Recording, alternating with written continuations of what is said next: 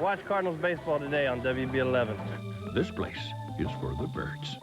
Watch the Pizza Hut WB11 post-game show following the game. Want a hot price on a pre-owned car or truck?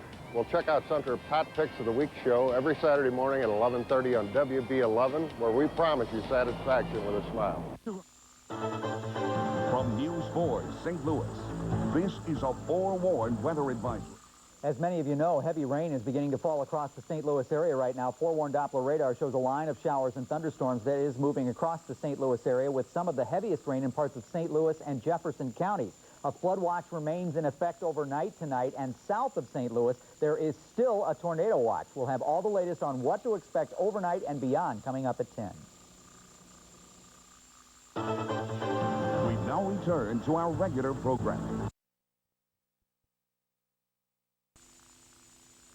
Last night, police combed the Metro East looking for a suspect in an attempted abduction. Tonight, we know it was all a hoax. The truth about child abductions next. Next on News 410, for the second time in 2 months, a child's story of an attempted kidnapping ends up being a lie. Tonight, we look at the real numbers on child abductions. We'll also tell you about a plan to ban you from taking bottles on your next float trip.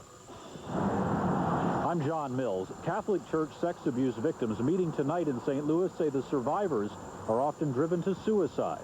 I'll have that story coming up. I'm Robert Townsend. Police call him the vending machine thief, and now he's caught on tape in St. Charles. We'll show you the surveillance video coming up. This is News 4, where there's always something extra. Thank you for joining us. Our top story, we have more spring-like storms, a threat of flooding, possibly worse. Ken is here with the latest details in first weather. Indeed, Larry, we are watching some pretty heavy rain rolling through parts of the St. Louis metropolitan area now. On forewarned Doppler radar, we can see that pretty good.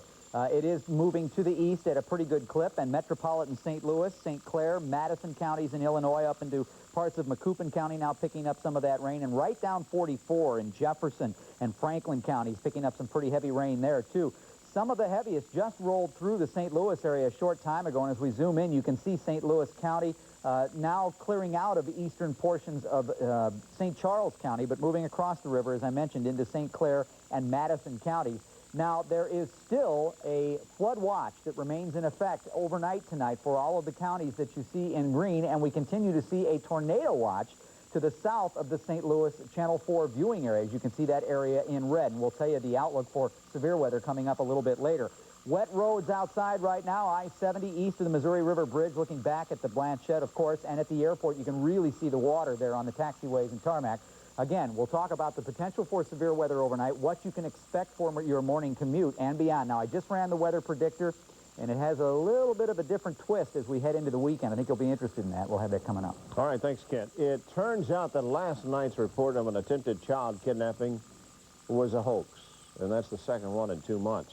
In this latest incident, Belleville police say a 9-year-old boy now admits he made up the story that a man offered him $1,000 to get in his car. Michael Connell reports kidnappings by strangers are rare. In Brentwood in January, police were called to a dance studio, and they quickly fanned out, searching the neighborhood for this suspect. A 16-year-old girl said he'd tried to abduct her. She struggled with him, and she fled from the scene. Then last night in Belleville, a 9-year-old boy claims a man tried to lure him into a car by offering him $1,000.